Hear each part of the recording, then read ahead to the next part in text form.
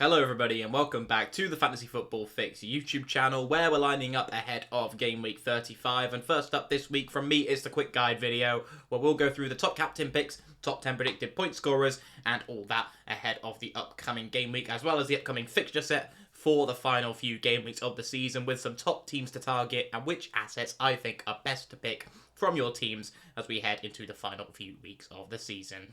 No more messing about then, let's get into things and kick things off with the captaincy pick.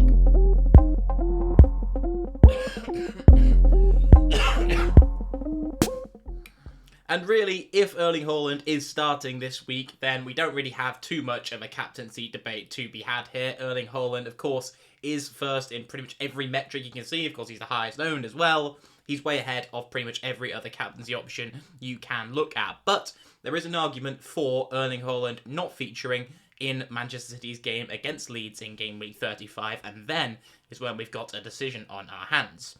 From Manchester City themselves, you can see we've got some really good data there from them. Expected goals as a team, 2.09. You can see that just a row up from the bottom row down there in the table on your screen at the moment. With Liverpool actually the second best attack out of the three I've selected here, with Spurs actually looking quite poor. I think you can kind of tell that from when you watch Spurs. It's just that Harry Kane seems to always find a way to score at the moment, which is why we kind of had to include him in this captaincy metric. So yeah, Erling Haaland, as mentioned, there's not really a decision to be made. If he is fit and starting, or it looks that way, then go with him. He can do some serious damage in even half a game, 30 minutes even. You could argue that Haaland is a still pretty amazing captaincy pick. But I think there's a case, an argument for if there's a risk that he's not going to play, going for a little bit of a more differential option to try and gain some rank, especially if you're at a point where you're not quite happy with your rank at the moment, then there's an argument to be made for going for a different option. And as always, captaining anyone other than Haaland when he is not injured or suspended is a bit of a differential in itself, which is why Salah or Kane here will still have pretty low effective ownership compared to Erling Haaland if there's a chance he might start the game or get a number of minutes in that match against Leeds. Out of the two, it's Salah who's higher on predicted points, so 5.9 predicted points for him in game week 35 compared to Harry Kane's 5.7. But the live ownership does go in favour of Harry Kane being slightly more differential. There's really not too much to choose between the two of them though. One thing I would mention is with their price points is that Salah as a more expensive midfield option is perhaps a little bit harder of an asset to get to.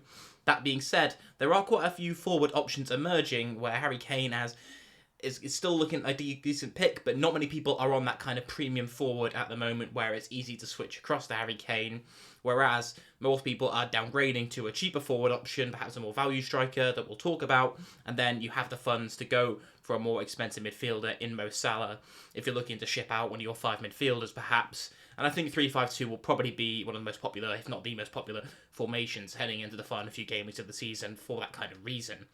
In terms of expected goals conceded, in terms of the defences, Leeds, unsurprisingly, the worst defence, but out of the other two defences, so Brentford and Crystal Palace, both Liverpool and Spurs are at home, and on the road, Brentford and Crystal Palace's defensive records look the exact same. 1.28 expected goals conceded per 90, there is nothing to separate the two defences there. And individually, Mohamed Salah has got better underlying data than Harry Kane. I think it is just, like I mentioned, Kane seems to always find a way, seems to always use those low expected data and still manages to grab a goal from, a low XG chance or something like that, even when Spurs do not look at their best, which has been quite regularly as of late, hasn't it? I still think there's opportunities to go elsewhere with captaincy. Don't necessarily set your eyes on just one of these three. Maybe even someone like a Julian Alvarez who'd play like that, who's got a very high ceiling if you're looking for a differential. And of course, if Erling Haaland's looking like he's not going to play, who else could be starting up front for Man City? You'd like to think that Julian Alvarez might get some decent minutes against Leeds with Haaland going up in the Champions League and starting in that game, of course. So moving to the top 10 predicted points there, and of course expected minutes have to be factored into this as well. Haaland is still top of the metric, 9.6 predicted points for him in this game week, which is way ahead of anyone else in the entirety of this list, with Salah and Kane, as mentioned, the other two top captain picks, 5.9 and 5.7 respectively. So there is no room for someone like Julian Alvarez in here. This will be very dependent upon stuff said in press conferences that do factor, as mentioned, into those expected minutes. So yeah, Julian Alvarez, we're not going to see players like that who haven't featured much over the last couple of game weeks in here, but we saw against Fulham that kind of damage that he can do. Grealish is in here on 5.6, another one you could potentially consider for the captain's armband. He was really unlucky not to get a return, you'd have to say, in Man City's last outing.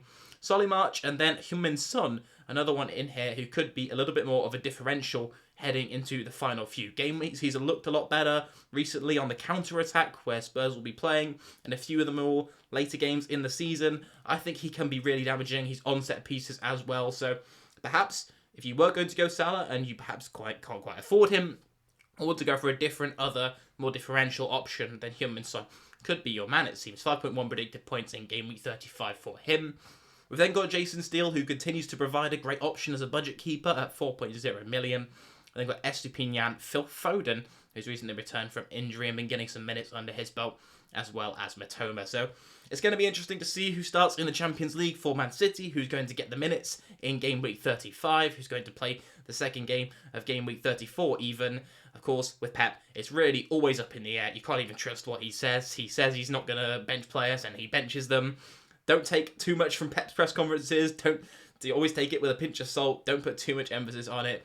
You kind of just have to go with your gut. Don't let anything be left out and, fear anything decision-wise. If you want to go Julian Alvarez over Haaland, then go Julian Alvarez over Haaland. It's that last time of the season where you can kind of have a bit of fun going into the final few game weeks. Don't have any regrets. Go with your gut. It's just a bit of advice from me, I suppose. And finally, we'll look at the upcoming fixtures over the next couple of game weeks. Game week 35 all the way until game week 38. And the best attacking teams to target, the fixture analyzer has said that Brighton are the ones there. And it's no surprise, really, given that they've got 2 double game weeks back-to-back in game week 36 and game week 37. We'll be looking to own a Brighton triple up. I'm assuming that some bigger players like Solly March, who didn't get rested last time out, will probably get rested. If it's not in the second game of game week 34, then he'll probably get rested in game week 35. And then hopefully, Brighton should be back to managing some sort of fitness levels by the time we get to 36 and 37. But I wouldn't be surprised if we see some benchings in those game weeks too. In terms of Brighton, I think going for you just get the best triple up you can. They're not expensive assets to own. If you want March, Matoma, and Estupinian, go with them. I think a lot of people at the moment are already on their Brighton triple up, but Enciso looks really good at the moment as well. I know Danny Welbeck's even been performing pretty well as of late too. You could go for a more differential option from Brighton if you aren't already tripled up. Then Newcastle come in as well. They've got the double game week coming up in game week 36 that is against Brighton in one of those matches. I think going for Wilson and Isaac up front is a good option at the moment. If I had to go with one, I probably would just go with Isaac. And then most people already own Trippier, but you could own another defender at the moment already, like a Botman or Cher. If you do own one already, I don't think it's worth making a switch over to get both the attackers in. But I think at the moment, if you do just own Trippier, you could look towards bringing in both Newcastle forwards. I don't think that's a bad strategy at all. We've then got Manchester United, Manchester City and Chelsea rounding off the top 5. I wouldn't go anywhere near Chelsea at the moment. Lampard looks like he's doing an absolute shocker of a job after losing all 6 games of his first 6 matches in charge. Manchester United and Man City, I think we already own enough players. We've discussed Man City in detail. Bruno Fernandes, Rashford, Shaw, we know the good players from Manchester United. And their defence, so yeah, you could go for Luke Shaw as mentioned, but Lindelof as 4.1 million cheap option could also provide a nice budget pick. It just depends on whether Alessandro Martinez or Varane's going to be back. I don't think they're in line to be returning anytime soon. And he's looked really good at the moment, Lindelof. So it looks like he should retain his place in the team. And United, we were worried about them looking a little bit more sketchy with Lindelof and Shaw at the back. But they've been the first team to keep Unai Emery's Aston Villa from scoring, keeping a clean sheet in that one in game week 34. So they've been pretty impressive. They've got some nice fixtures to end the season defensively. That's what the fixture analyzer says. West Ham, Wolves, Fulham, double game week, of course, in game week 37 as well. Brighton and Man City then, defensive picks in there as well for them. I think with Man City, there's not really a nailed pick outside of Edison and maybe Diaz in a defensive line. If you want to take a punt, I maybe could, but I think Haaland, Alvarez, and maybe a Grealish in midfield, go for an attacking triple up. It's probably got a little bit more upside than going for the Man City defence. They are still seeming to ship a goal at least every game at the moment. Newcastle then, in the defensive picks, as mentioned, with having a double up at the moment, probably still not worth the switch over to the double attack.